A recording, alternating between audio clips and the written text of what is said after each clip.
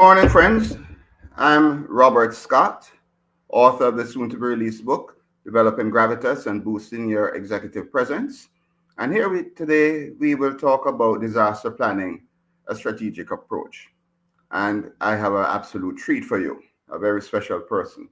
You see, friends, in an era when hurricanes, earthquakes, and climate shocks are becoming both stronger and more frequent, the Caribbean cannot afford to approach disaster planning in a business as usual manner. We need a new level of thinking, strategic, scientific, and globally informed. And that is why today's conversation is so important. Today, I speak with Charles H. Botwick, a world renowned disaster preparedness innovator. Charles Botwick is one of the world's most respected voices in global disaster preparedness, humanitarian logistics, and emergency response. He has spent more than 4 decades designing, mobilizing, and integrating world class emergency solutions for some of the largest disasters of the last 30 years, including Hurricane Katrina, the Haiti earthquake, the Marmara earthquake in Turkey, Hurricane Mitch, and more. His leadership and technical expertise earned him a prominent role at the White House, where, among other things, he chaired a major working group focused on sustainable environmental and infrastructure technologies, and was selected by the Executive Office of the President to co chair the environmental technologies for the Third Millennium Conference in Amsterdam, Holland. His work has also supported UN peacekeeping operations, US federal agencies, and global humanitarian missions. Charles, you had a wonderful life in this area of disaster mitigation, and I've only touched the tip of the iceberg. And you now reside in Turkey, am I correct?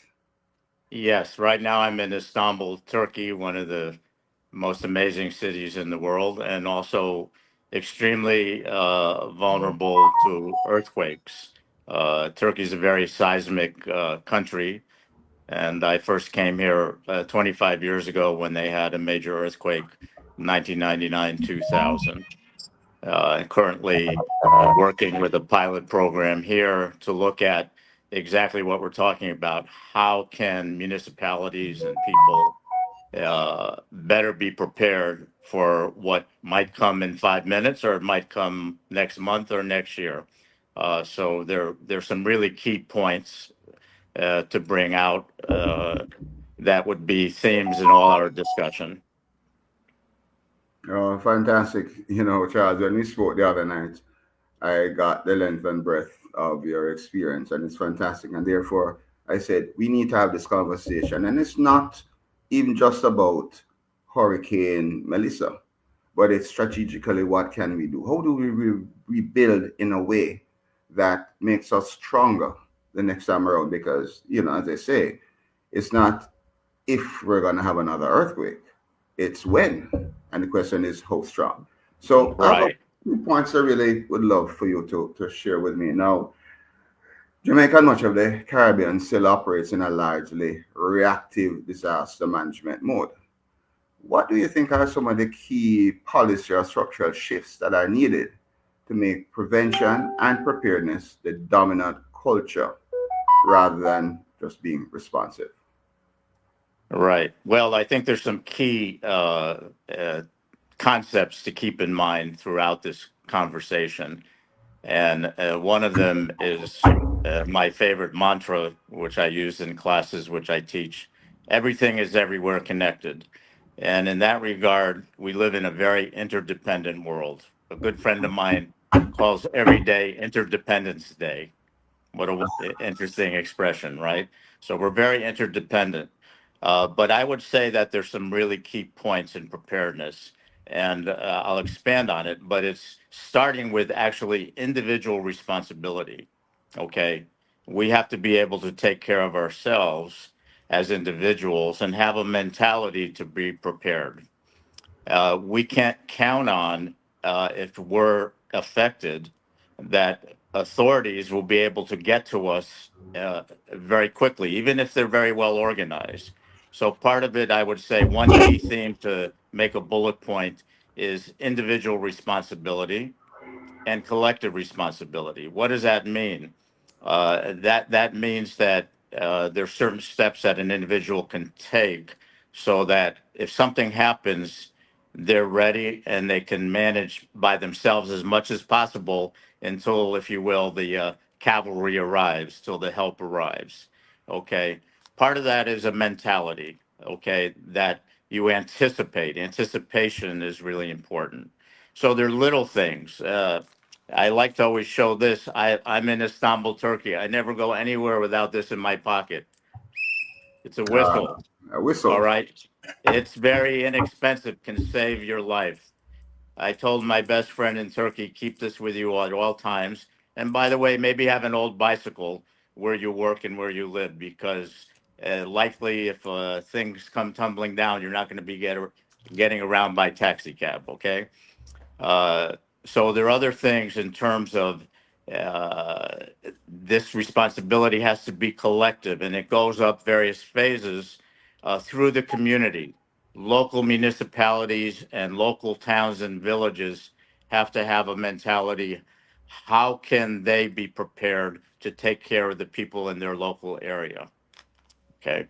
And this is actually a pilot program in Turkey to look at what cities can do to be better prepared and take care of their population. That's interesting. And other than earthquakes, there's some predictability because we know that there's a hurricane season that begins June 1. But it's that mindset that you're saying. But really what amazed me what you're saying here, that simple thing like a whistle. Yeah, if you're under Mhm. debris and you're alive, you blow that whistle, you draw attention to you. Right. So And this that's is one what of I the mean cities you need. is individual responsibility, but you have to have the mentality to think about it.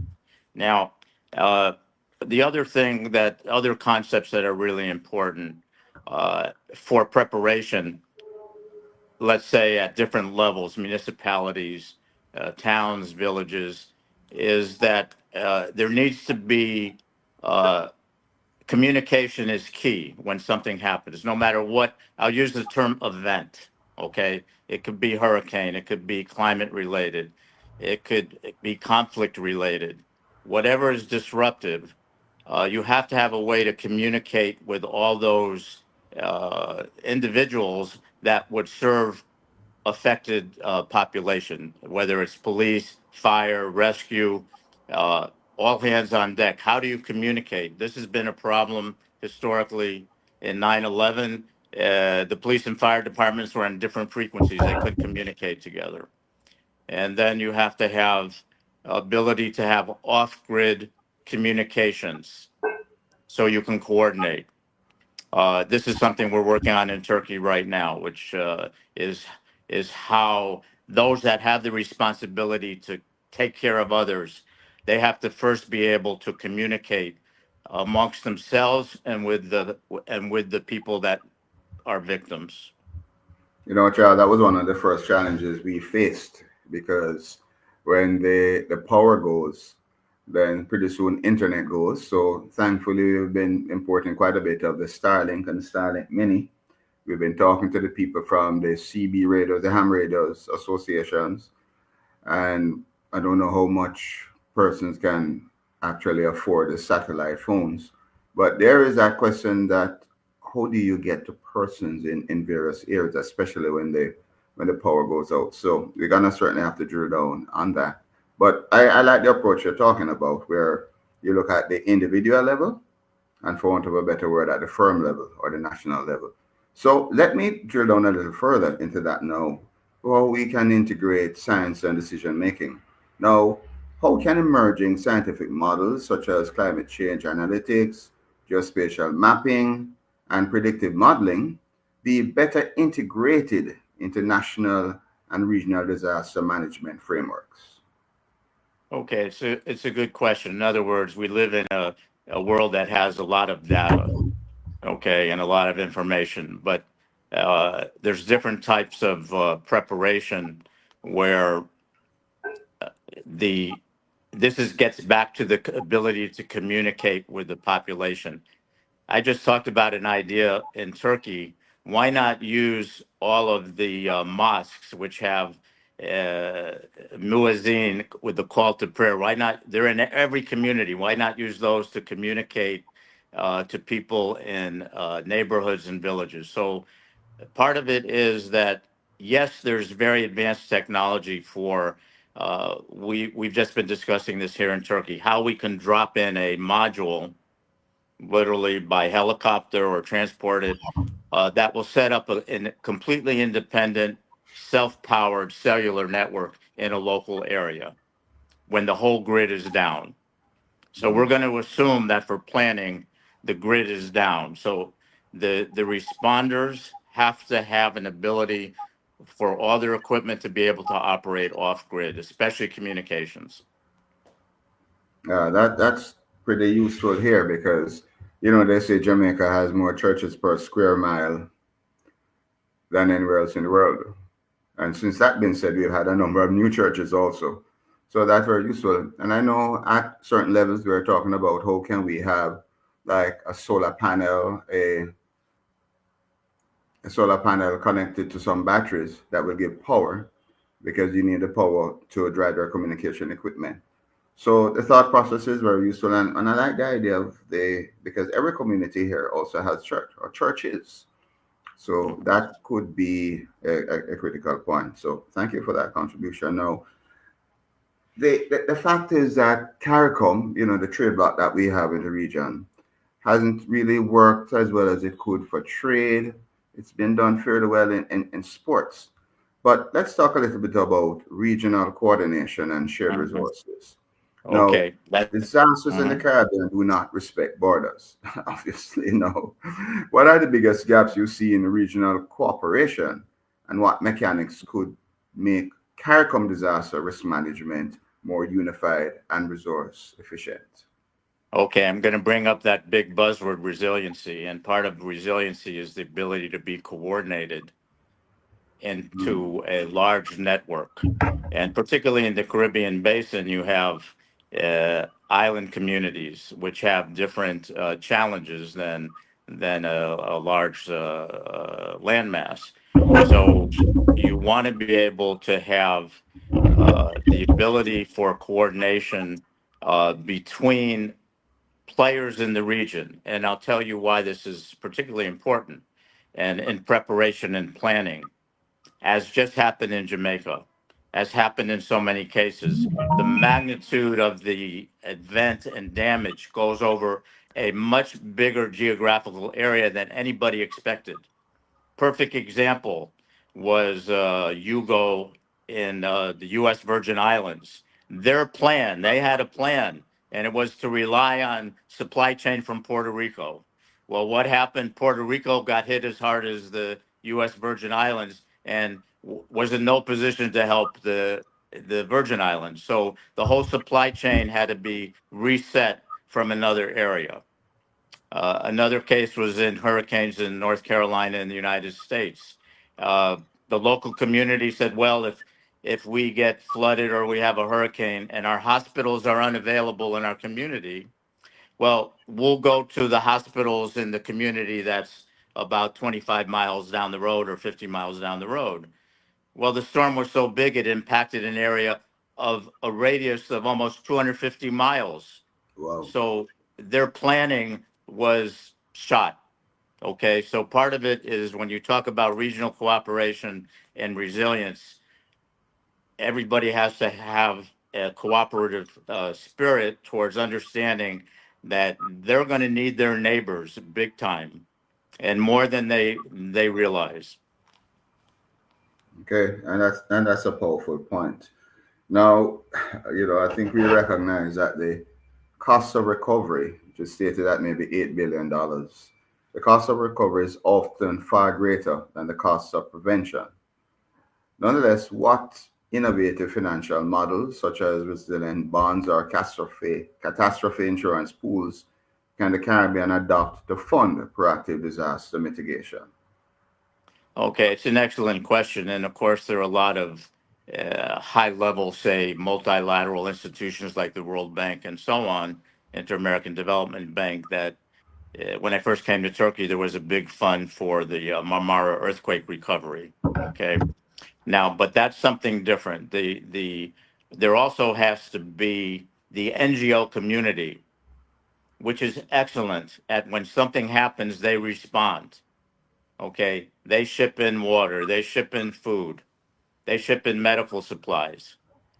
But at that, what NGOs, in my opinion, should be doing is taking their resources to pre-place equipment, pre-place supplies, and whether it's with the churches or with communities or individuals, so that at every level, individuals, local communities, the national level, have a degree of resources before anything happens. In other words, if you wait to the last minute to try to figure out where you're getting help, it's too late.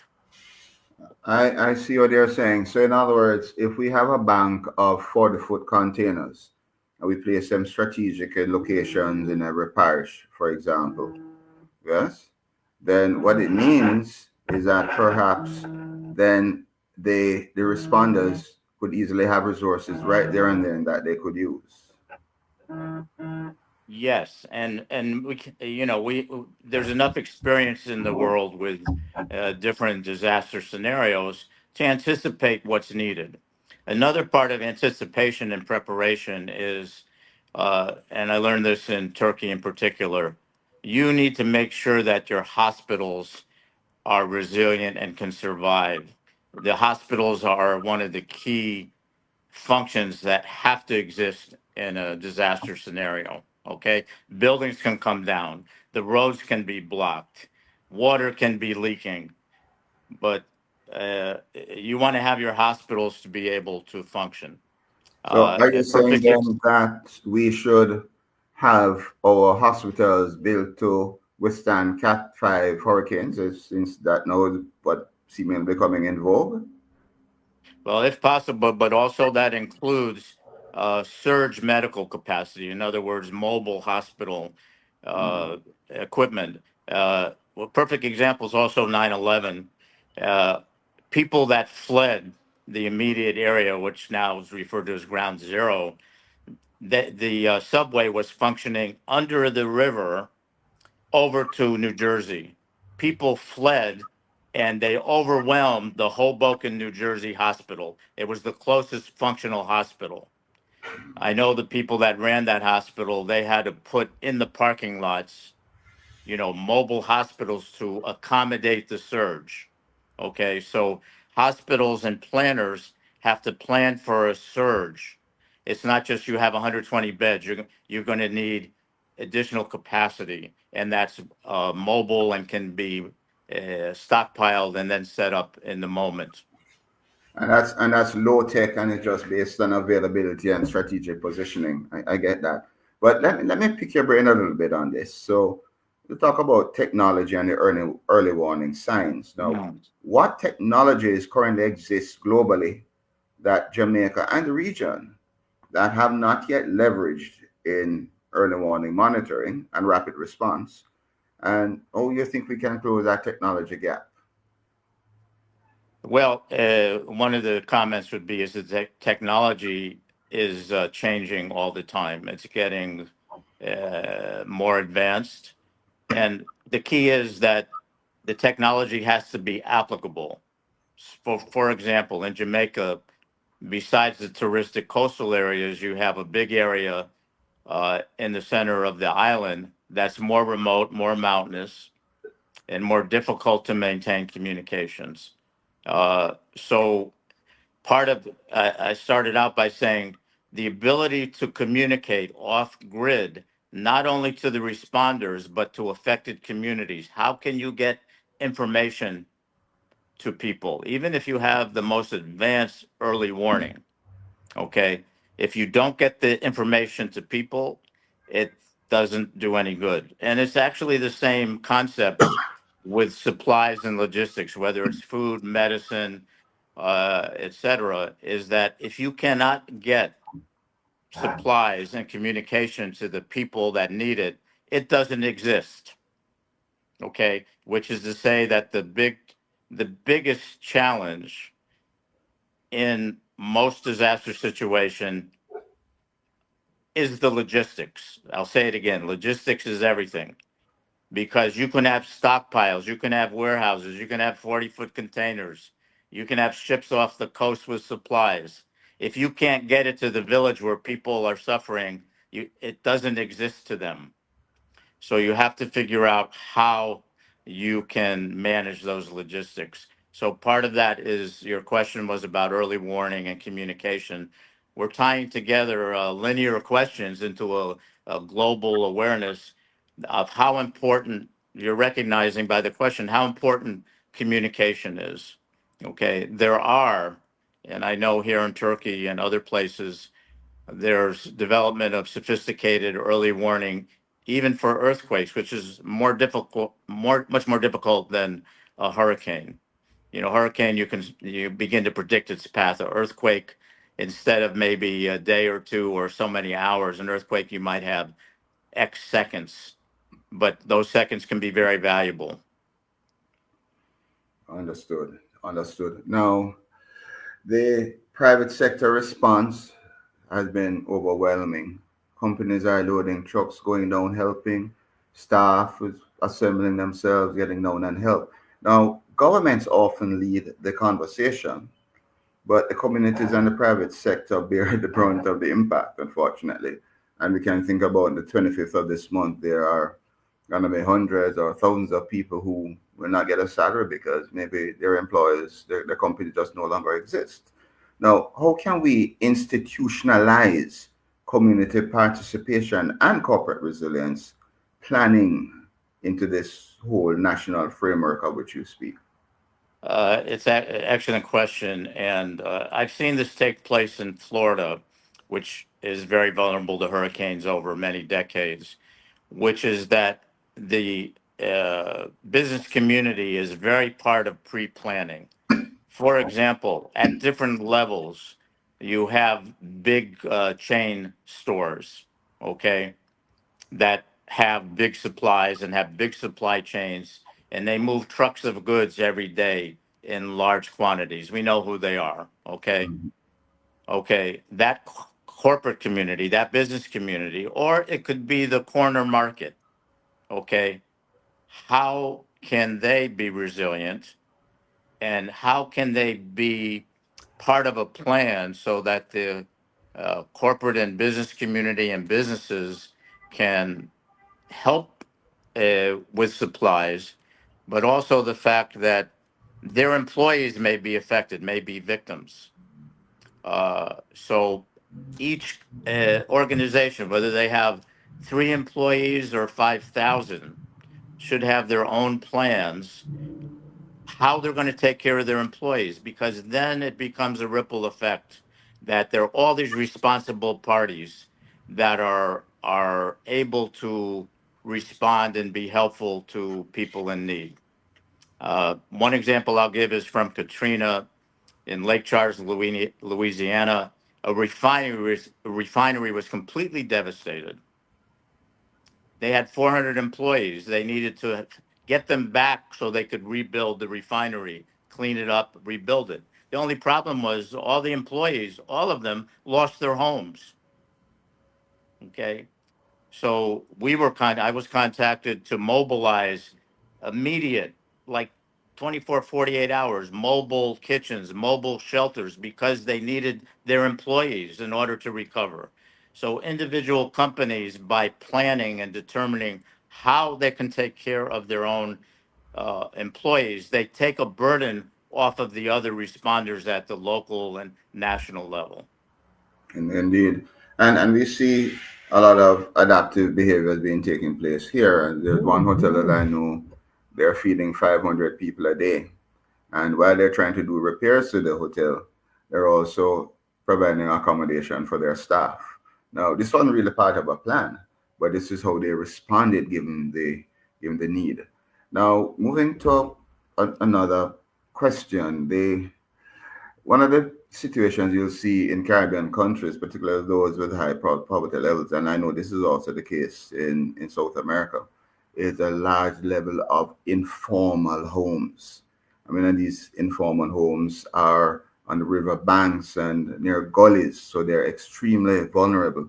Now, with increased urbanization and the informal settlements of which I speak, how can real-time data and risk mapping guide smarter land use, building codes, and infrastructure investment in Jamaica and the wider region?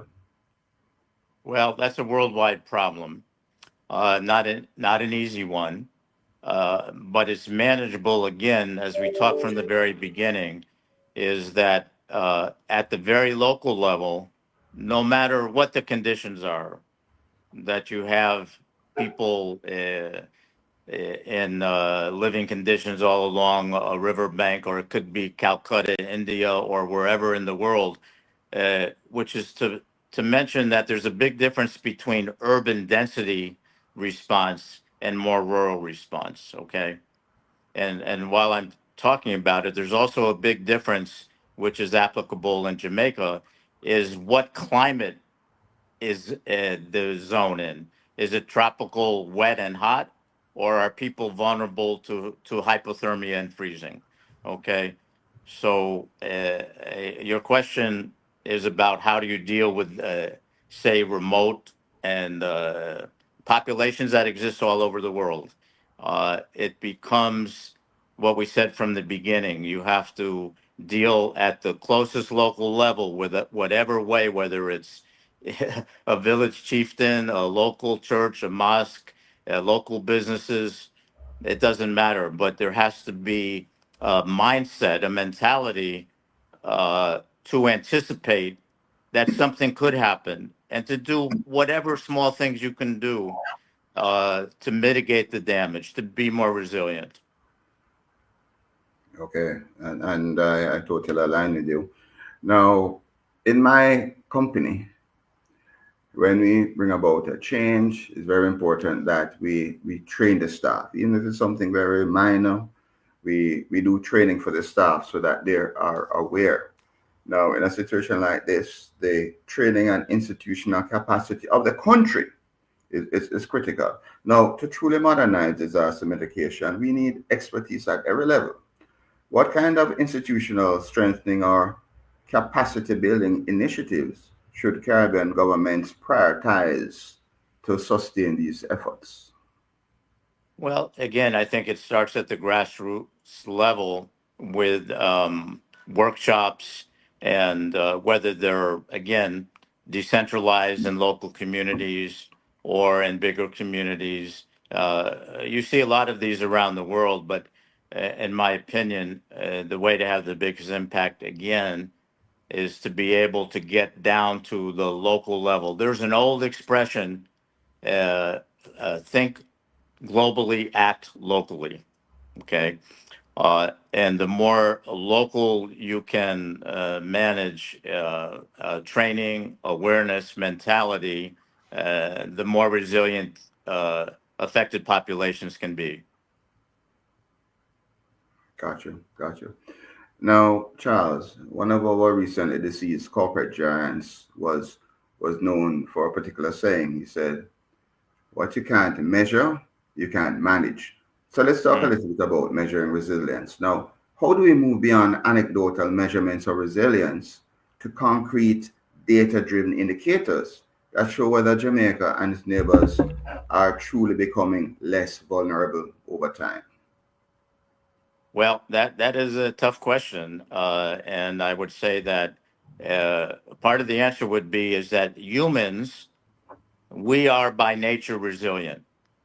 Whether we play in sports, and one day we lose badly, we have another game in 2 days, we have to rebound mentally. So humans are resilient.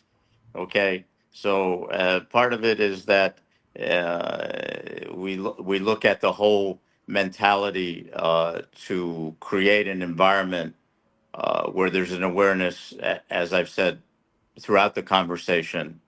uh, it's everything is everywhere connected. We're all interdependent, which means that we have to work at all levels to accomplish awareness, training, supply chain, logistics, and be more prepared, so that measuring resilience is pretty much after something happens, you're going to have a pretty good idea. Okay. Okay, I got that. So, my final question, let's paint a vision for 2030 and beyond for Jamaican region. So, if I were to ask you to design the ideal Caribbean disaster resilience framework for 2030, what would its pillars be? And what one mindset shift do you think leaders must embrace to get us there? Well, I think one of the most important things is the uh, call it the 40,000 foot view of how you have to react in a disaster. And what you see happening in Jamaica, which is not different than many big events that overwhelm authorities, okay, is that you have to, in advance, you have to establish your supply chains, okay? And it's like a football team. They have a deep bench. Somebody gets injured, you get the next guy in there. Okay, he gets tired, you put somebody else. You're prepared by having multiple resources at your disposal for the response in the future. You can't rely on just one idea, one company, one resource, one supplier. You need to have a deep bench. Okay. That's really a lot to think about. So Charles, given your expertise, what role could you play in making the necessary changes in our region? Well, I have to say that I've lived through experiences I'll never forget, which are life's best teacher. And it so happens in my lifetime, I've witnessed a lot of the major disasters around the world. So this experience gives you an anticipation of things at many levels, things you wouldn't think about. I'll give you an example, which is comes from experience. In Katrina, people refused to be rescued if the rescuers didn't take their pets. They didn't want to leave their dog or their pet. They stayed on the roof while they were being threatened with the rising water. I'm not leaving my dog. And the authorities at that time, their plan was, we don't handle that. We don't do it. Either we rescue you and you leave your dog, or not. In the future, that was completely changed. Pets have a priority. They're like a child. They're part of the family. It's just one example, Hmm. okay, from experience. Call them war stories, okay?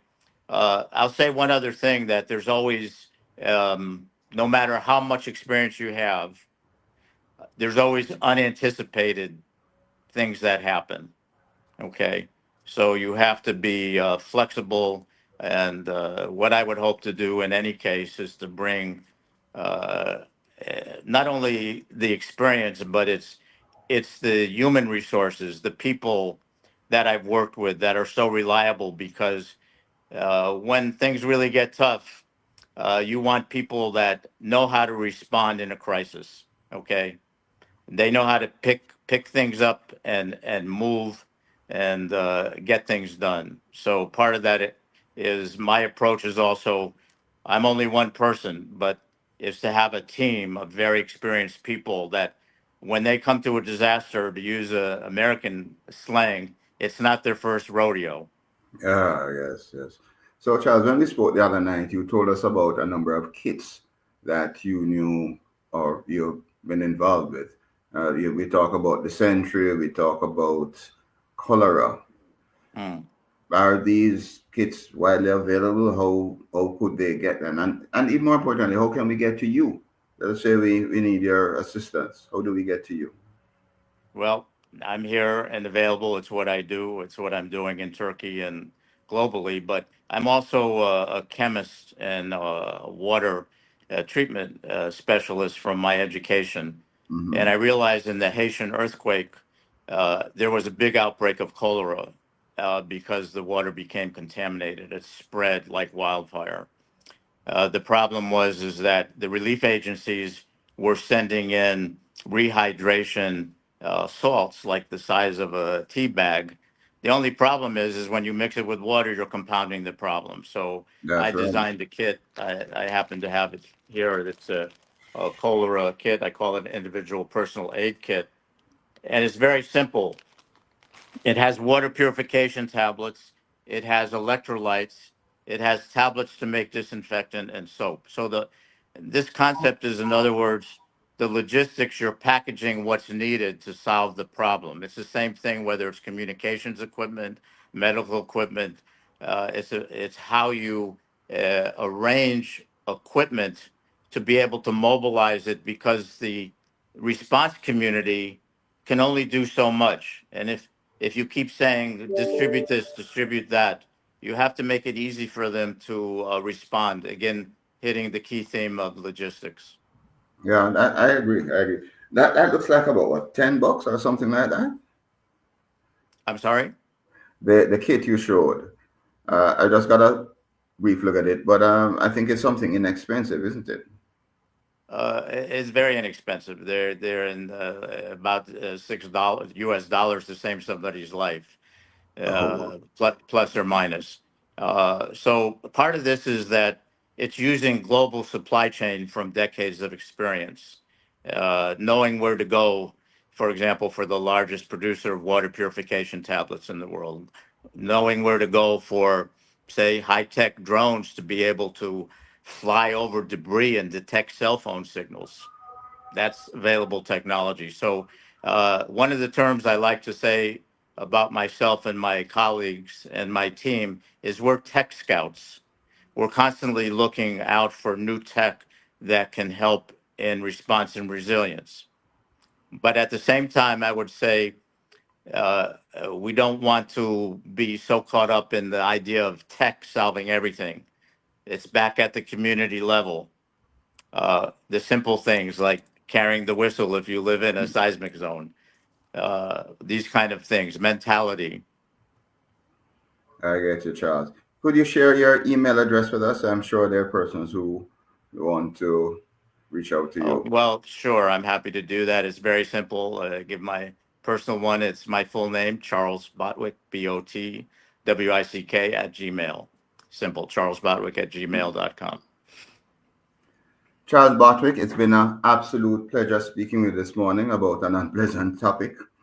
But I have been educated, and I trust those who have been listening and who will see the recording thereafter will also learn what can be done, and not just from the operational level, but you spoke quite a bit at the strategic level, what needs to be done and what needs to be done in anticipation of future challenges. So, Charles, I really want to thank you so much for giving us your time at 6 p.m. dinner time in Turkey right now. Thank you so much. All right. Well, it's been a pleasure, and it's great to have a conversation and dialogue. I would close by saying to remember that everything is everywhere connected, and part of it is that the communities, individuals, local institutions, businesses, everybody has to be a part. And when you say, how would you do things in the future, it's to make sure you mobilize all those resources. Absolutely. Thank you, Charles. Have a wonderful Thank day. you. Until our next show, we will see our listeners then. Do take care. Thank you.